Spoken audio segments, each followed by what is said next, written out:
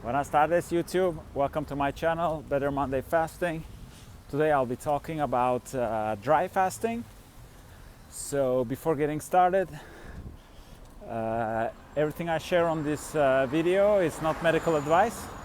So please do your own research before making health-related decisions. So let's get started with dry fasting. So there are different types of fasts, and dry fasting is the most complete way of fasting, and that's the fast that I use the most in my now over 8 years of fasting experience. I wouldn't say it's my favorite, but it's the one I use the most, and for many reasons. For me, at least, it's the most straightforward one. So dry fasting, what is dry fasting? So dry fasting, we don't eat any solid food and we don't drink. So we don't eat, we don't drink. So it can sound like the most difficult way of fasting, but from my experience, it's not.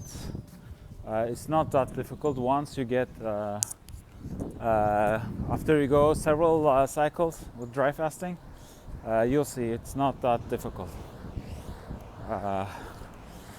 So dry fasting, the good thing about dry fasting is that it's gonna go deeper, in terms of cleansing, because it's like the body is not getting any food and it's not getting any liquid, so it has to find a way to get the liquid it needs. So what it's gonna do, it's gonna start transforming fat into water, and also it's gonna go into the cells, like used like the used dirty liquid content, and it's gonna suck the liquid out of the cells. So in that way it's very potent for cleansing, and also it's a double stress, no food and no water. So it's gonna, at the end, or when you're gonna be completing your cycles, it's gonna make you stronger.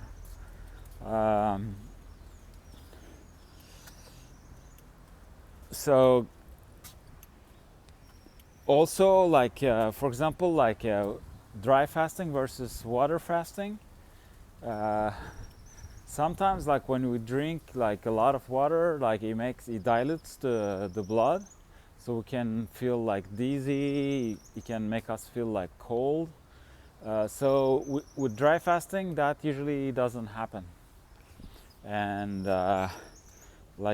you it will keep you warm. Yeah, it's a different tool. So now I'm doing my daily grounding here, so I'm gonna ground myself, and this is I have a tree here I can hug. So it's a perfect spot to shoot a video and get some grounding done. So should you dry fast? So that's a good question. So the different types of fasting, I see them like different tools. So it all depends what you're trying to achieve. So the dry fasting is good, if you want to get a good experience of fasting and get all the all the benefits from fasting, and get a deeper cleansing. Dry fast is the way to go. And also, they say, I don't know if it can be measured, but I heard that 1 day of dry fasting equals like 3 days of water fasting, and it kind of makes sense. Like it's like going to the gym and training with heavier weight, but it is a little counterintuitive. It's not because, in a way, it's like we're lifting heavier weights that it's more difficult. That's what for example, personally, like I have really hard time water fasting. Like for me, water fasting is it's very difficult, and also my water fast, I tend to do them half dry, so I don't wake up in the morning and start drinking. So I do a good portion of my water fast like dry, and then I break my fast and then keep going dry like that. That's the version that works better for me, but it's something to experiment, different types of fast to see which one works better for you, and add them to your arsenal of different types of fast, and then you use so like like if you have severe conditions, you need to get results like fast, like maybe you have tumors, things like that. I mean, dry fasting is the way. I mean, that's the I mean, not only you're gonna go deeper in cleansing, but then you can do things like, for example, after a good dry fast, for example, like if you have kidney problems, you can break your fast with some parsley juice, lemon juice, things like that, and that's gonna be very, very efficient in terms of cleansing your kidneys, because you're gonna be dry fasting, so the kidneys are gonna dry, and then once the first liquid you're intaking, it's gonna be things that are very astringent, that are that are gonna dissolve things. It's like dissolve, so it's very it's gonna be very efficient, like to get your kidney. So like in that sense too, dry fasting is very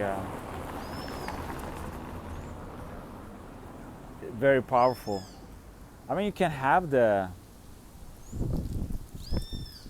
same image, like say you have like a very dirty bathroom with a lot of grease, and like if you put water and soap is one thing, right? Like, or you put water and with a little bit of soap is one thing, like to clean. But then if you put 90% of like detergent and tiny little bit of water, it's going to be very potent, like that dissolvent is going to be very concentrated. So it's a little bit the same idea. Like when you dry fast, then you break your fast with something that is like a natural dissolvent. Like it's going to be very powerful to with your kidneys and also with your digestive system, because you can use different tools. Like like you can, for example, say you dry fast for 3 days, you break a little bit of your fast, and then maybe you have some kefir or things like that, so that's gonna, or anything you wanna, it could be aloe vera, like if you have like intestine problems, you have inflamed intestines, so for 3 days, say you'll be dry fasting, and then the first thing you swallow, it's aloe vera, natural. So it's all gonna go into the intestines cold, like it's very. So it can be used in different ways. But lately, I've been doing my fast with a low calorie liquid fast. So ultimately, I've been on. I've been fasting. Well, my baseline is 18:6 every day, no matter what I do. I only eat one OMAD. I do 18:6, and lately I've been doing skipping 1 to 3 OMADs. And last week I only ate 4 meals, So I skip 3 OMADs, and I think this week I'm gonna do it too because it's just amazing. And what I do is that well, I start my day pretty dry. I start writing. I do my morning routine. I start writing dry, and then I'll have some lemon juice with some sugarless, flavorless electrolytes and sparkling water or normal water. And then I'll make myself like a green tea. And in my green tea, I put some turmeric, fresh turmeric, fresh turmeric. I put some ginger, and I found like at Casa Rica here in Paraguay, I found like they have all these roots, like medicinal roots, but I have no idea what they are, and it's not written. And I ask what are they don't know. But I've been purchasing them, and I put in my tea. So I do like infusion on top of my green tea, and it's delicious. And I'm sure it has a lot of benefits, but it's just that I don't know what they are. So I have all these roots, and also I put some fresh mint leaves, no sugar, no nothing. So I go with that, and on certain days I go to a coffee shop, get a coffee. Usually I go on the days when I don't eat, so I have a little bit more time. So I go, I work from there, and yeah, it's been so lately. It's been a while actually. I haven't done a dry fast, even though total like it's the fast that I've done the most. But lately I've been very much on that. Yeah, like low calorie liquid fast and skipping the OMADs. It's been like since May, like and sometimes I do one day, I skip one day, 2, and lately 3, and it's just amazing because what happens is that it liberates so much time because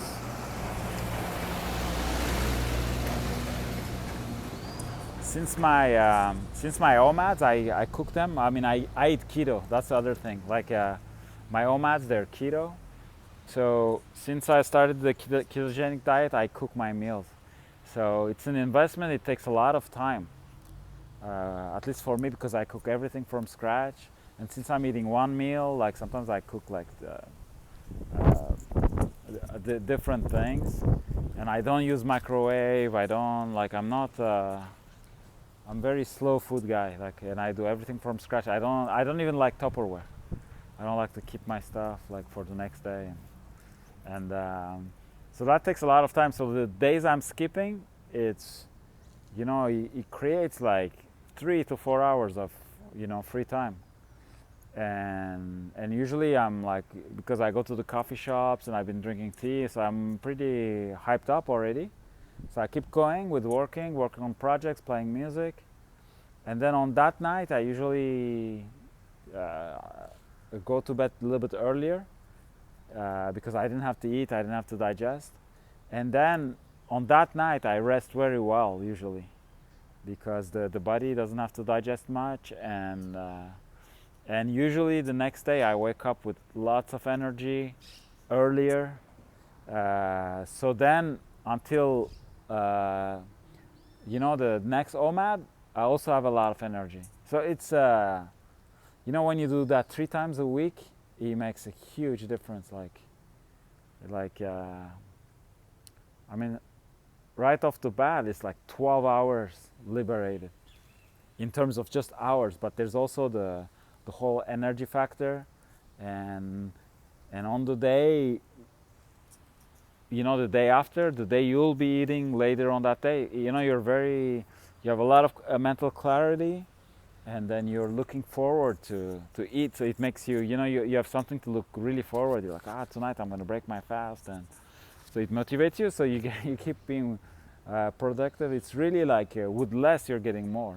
It's just so that's the lately I've been on that kind of patterns. So I don't go too dry on the fast, but I mean, you know, I'm only eating 4 meals a week, you know. It's like, so the majority of the week I'm fasting. So we'll see how it goes. I mean, with fasting, it's always, you have to keep an open mind. Nothing is forever. At one point I was dry fasting a lot. I was doing a lot of like extended fasts. So that was the, back then, that was my trend, you know. That was like what was, you know, the approach that was making me feel like I was making the more progress. And it's been a while that I don't do, like, my body doesn't communicate me the need for extended fast. So because that's something, like, once we create that communication, the body will tell. Like, I will feel like, you know, sometimes I'll fast for 2 days and my body will communicate to me like, you know what, yeah, I mean, you should have gone for 3 days.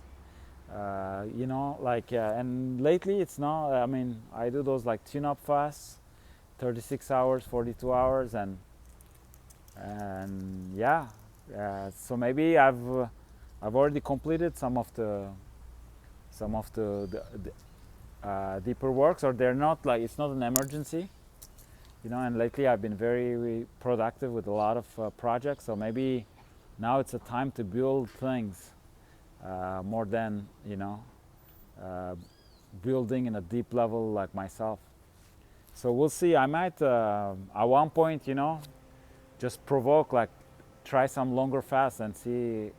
Maybe I need them. Maybe they're not. It's not an emergency for the body, but it's not a priority. But maybe it's always good. I mean, there's no. With all my fasting experience, like, there has never been a situation where after a fast I regretted it. It's always good. Like, we leave the body alone, and the body does its magic. So yeah, so that's for dry fasting. Thank you for watching the video. I'll probably do on different videos on different fasts. Yeah, my book, For a Better Monday, just came out. It's actually the Kindle edition version is available on Amazon, and soon in US English.